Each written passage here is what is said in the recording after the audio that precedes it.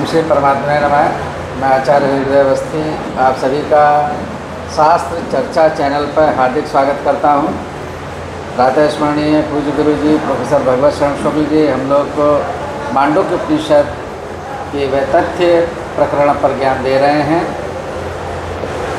वेद मूर्ति तपोनिष्ठ गीता और उपनिषद धर्मशास्त्र के विशेषज्ञ हैं और बहुत ही गंभीर चिंतन चल रहा है, तो उसको समझने के लिए चलते हैं गुरु जी की ओर। जाग्रदादित्रयोन्मुक्तम जाग्रदादिमयम तथा ओंकारैक सुसंवेद्यम यत्पदं तन्नमाम्यहम् कृष्णाय वासुदेवाय हरये परमात्मने प्रणतक्लेशनाशाय गोविंदाय नमो नमः। शास्त्र चर्चा इस चैनल से संबद्ध सभी विद्वद्गण, सभी जिज्ञासु छात्र वृंद, सहृदय सज्जन वृंद एवं इस चैनल के व्यवस्थापक आचार्य हरिहृदय अवस्थी जी, आप सभी का मांडुक्योपनिषद के इस विचार चर्चा में स्वागत है। वर्तमान में हम लोग मांडुक्योपनिषद के द्वितीय वैतथ्य नामक प्रकरण पर विचार कर रहे हैं। कल एक जिज्ञासा आचार्य शंकर के द्वारा तथा कारिकाकार के द्वारा, ग्रंथकार के द्वारा उठाई गई कि इसी से जागृत अवस्था में भी पदार्थों का मिथ्यात्व है, क्योंकि जिस प्रकार वे स्वप्नावस्था में मिथ्या होते हैं वैसे जागृत अवस्था में भी मिथ्या होते हैं इत्यादि पर चर्चा हुई। और उसके साथ साथ ये शंका उठाई गई कि स्वप्न दृश्यवत् जागरित दृश्यमानाम अपि असत्यम यदुक्तम तत् अयुक्तम। भाई स्वप्न में जो चीज़ है उसको हम जागृत अवस्था में देखते हैं तो वो नहीं रहता, इसलिए स्वप्नावस्था में वस्तु जो देखी गई उसका मिथ्या तो कह सकते हैं, किंतु जागृतावस्था में जिन हम सब दृश्यों को देख रहे हैं और उनको जो आप मिथ्या बता रहे हैं तो वह उचित नहीं है। क्योंकि जागृतावस्था में हम लोग क्या करते हैं, जागृतावस्था में सभी दृश्यों को हम देखते हैं, भोजन करते हैं, जल पीते हैं, वाहन आदि का उपयोग करते हैं, हमको भूख लगती है, प्यास लगती है और गमनागमन आदि कार्यों को हम करते हैं और उन कार्यों को उनका प्रयोजन भी होता है। किंतु स्वप्न में दृश्य विषयों में ऐसी स्थिति होती नहीं है। तो स्वप्न दृश्यों के समान ही जागृत दृश्यों को हम असत्य कैसे मान सकते हैं, वो तो सत्य ही है। तो यह जो किसी का कथन है और उन्होंने ये कहा कि जो आप कह रहे हो कि जागृतावस्था के दृश्य वो भी असत्य हैं, तो जागृतावस्था की असत्यता केवल आपकी परिकल्पना है, इसमें कोई प्रमाण नहीं है जिसके द्वारा हम कह सकें जागृतावस्था में दृश्य वस्तु भी जो है वो मिथ्या है। तो कहा भाई ये जो किसी की आशंका है वो उचित नहीं है। क्यों उचित नहीं है? कहा सब प्रयोजनता तेषां स्वप्ने विप्रतिपद्यते तस्मादाद्यंतवत्वेन मिथ्यैव खलु ते स्मृता। कहा स्वप्न में उन जागृत पदार्थों की सब प्रयोजनता में विपरीतता आ जाती है कि स्वप्न में जो है जो दूसरे स्वरूप में दिखाई पड़ते हैं, जागृतावस्था में दूसरी दिखाई पड़ते हैं, तो उनकी सब प्रयोजनता में जो है विपरीतता दिखाई पड़ती है। दोनों का प्रयोजन, सब प्रयोजनता भिन्न भिन्न हो जाती है। अतः आदि अंत से युक्त होने के कारण जो भी जागृत पदार्थ हैं वो भी मिथ्या माने जा सकते हैं। जैसे कहा गया कि नित्य पदार्थ वही है सत्य वही है जो त्रिकाल में स्थित हो, और जागृत पदार्थ भी जितने हैं, जागृत अवस्था में जो भी पदार्थ दृश्य हैं वो आदि और अंत से युक्त हैं, इसलिए उनको हम मिथ्या मानते हैं। सब प्रयोजनता दृष्टा यान्न पानादि नाम स्वप्ने विप्रतिपद्यते। जो गमनागमन है, अन्नपान आदि का ग्रहण है, उनकी सब प्रयोजनता जो है देखी गई है, वह स्वप्न में नहीं रहती है। और जागृतावस्था में भोजन करके जल पी करके आदमी तृप्त होता है, उसे अनुभव करता है, तो विनिर्तित जो है और जो है खाकर तृप्त हुआ पुरुष तृषा रहित हो करके जब वो शयन करता है तो स्वप्नावस्था में क्षुधा पिपाशा से आदि से आर्त हो करके दिन रात उपवास किया हुआ और अपने को समझता है, बिना भोजन के समझते, जबकि वो रात्रि में वो सायंकाल भोजन करके वो शयन करता है। तो जैसे स्वप्न में भोजन करके जल पी करके भी वह अतृप्त दिखाई पड़ता है, तो इसलिए जागृत दृश्य जितने विषय हैं वो भी स्वप्न में वो विपरीत दिखाई पड़ते हैं।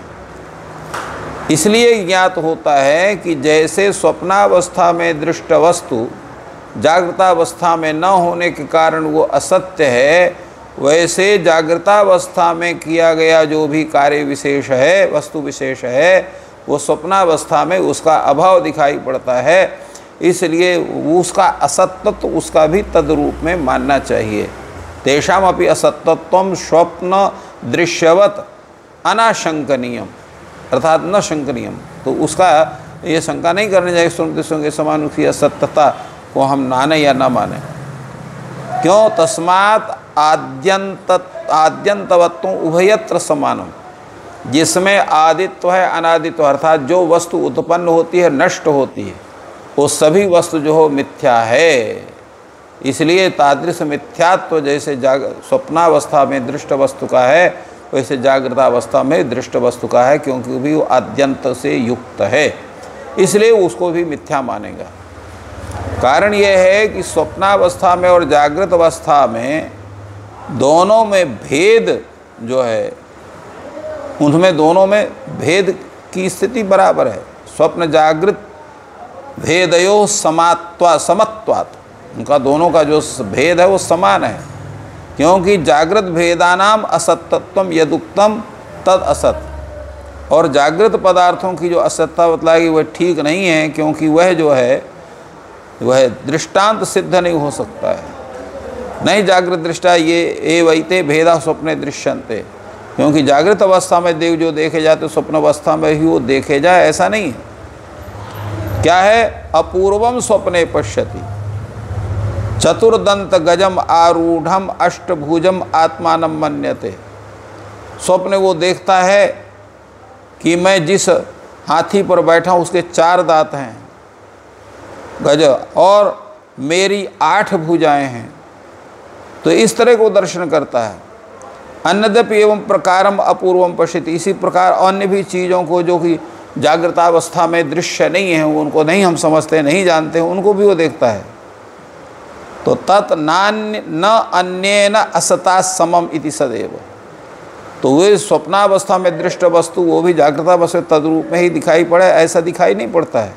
इसलिए दोनों में समानता नहीं दिखाई पड़ जाए। इसलिए जो आपने दिखाई ये कहा कि स्वप्न में जैसे वस्तु का मिथ्यात्व है, उसी तरह से जागृत में भी वस्तु का मिथ्यात्व है, तो ये दृष्टांत ही आपका असिद्ध है, क्योंकि दोनों का भिन्न भिन्न स्वरूप हमको दिखलाई पड़ता है। तस्मात् स्वप्नवत् जागरितस्य असत्वत्वम इति अयुक्तम। इसलिए जागृत के स्वप्नावस्था के समान जागृत अवस्था में भी जो दृष्ट वस्तु है वो असत्य है, ये कथन आपका, ये कथन ही असत्य है, अयुक्त है, अतर्क संगत। तो कहते अगर इस तरह की कोई जो है जिज्ञासा करे तो कहे तन्न स्वप्ने दृष्टम अपूर्वम यन्मन से न तत्स्वतः सिद्धम। कहे स्वप्न में जो देखी जिस वस्तु को आप अपूर्व मानते हैं कि इसको हमने कभी नहीं देखा, तो वो भी जो है वो स्वतः सिद्ध नहीं है। तो किंतरी, तो फिर वो क्या है स्वतः सिद्ध नहीं है? तो कहा अपूर्वम स्थान धर्मो ही यथा स्वर्ग निवासिनां तानयम प्रेक्षते गत्वा यथैव सुशिक्षिता। कहा जिस प्रकार जो इंद्रियां हैं, तो जिस प्रकार इंद्रादि स्वर्ग निवासी जो देवता हैं, स्वर्ग निवासी नाम, उनका जो है अपूर्वम अस्थानी धर्म, उनका अस्थानी धर्म जो है वो अपूर्व है, भिन्न रूप से है, और उसको हम उस अलौकिक अवस्था जो हम सुनी जाती देखी जाती है, उसी प्रकार यह स्वप्न भी स्थानी का अपूर्व धर्म है। तो उस स्वप्नावस्था में उन पदार्थों को हम जो देखते हैं, जैसे देखते हैं, तो वो उसको जो है कैसे देखते हैं? जैसे तानहम प्रेक्षते गत्वा यथैव इह सुशिक्षित, जैसे इस लोक में जो सुशिक्षित पुरुष है, जो संपूर्ण मार्ग आदि का जिसको ज्ञान है, चीज़ों का ज्ञान है, वो जैसे व्यक्ति देख करके अपने लक्ष्य को पहुंच जाता है, उसी तरह से हम स्वप्नावस्था में भी उसी चीज़ को देखते हैं। तो अपूर्वम स्थान धर्मो ही अस्थानिनः दृष्टुरेव स्वप्न स्थानवतो धर्म। स्थानीय धर्म जो है स्थानी का, वो दृष्टा के लिए वो अपूर्व वह धर्म है, और वही जो है स्वप्नावस्था का भी धर्म है। जैसे स्वर्गादि निवासी जो इंद्रादि हैं, उनके 1000 आँखें देखी जाती है, और स्वप्न दृशा पूर्व, इसे स्वप्न में भी उस तरह से हम लोग देख लेते हैं। तो वो कोई अपूर्व उसका स्वरूप नहीं है। न स्वतः सिद्धा द्रष्टुम स्वरूपवत, स्वतः सिद्ध किसी वस्तु का हम दर्शन नहीं कर सकते हैं। तान एवं प्रकारान पूर्वान स्वचित्त विकल्पान अयम स्थानी स्वप्न दृक् स्वप्रस्थानम गत्वा प्रेक्षते। तो इस प्रकार जो है, इस प्रकार के जो अपूर्व स्वरूप जो दिखाई पड़ रहे हैं, जो हमारे चित्त में वो विकल्प बैठे हुए हैं, तो चित्त विकल्पान अयम स्थानी, यह जो स्थानी है, यह लोक है, वह स्वप्न दृक् स्वप्रस्थानम गत्वा प्रेक्षते। वह भी व्यक्ति जो है, वह भी उस जिस प्रकार इस लोक में देशांतर के मार्ग के विषय में सुशिक्षित पुरुष उस मार्ग से अन्य देशों को प्राप्त करते हैं, देखते हैं, जाते हैं, वैसे वह व्यक्ति स्वप्न में भी जाकर के उनको देखता है।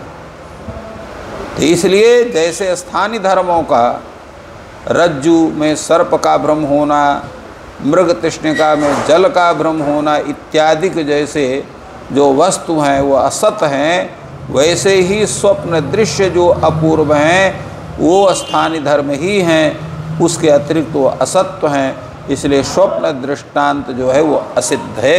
इस तरह की शंका की गई है, और इसके आगे भी इस पर और विचार होगा, जिसकी चर्चा हम लोग पश्चात करेंगे। तो इस प्रकार गुरुजी ने जागृत अवस्था में जो हम देख रहे हैं, अनुभव कर रहे हैं, वो भी वह तथ्य है, मिथ्या है, ये सिद्ध किया। ईश्वर आपकी सहायता करें। आपका दिन शुभ हो।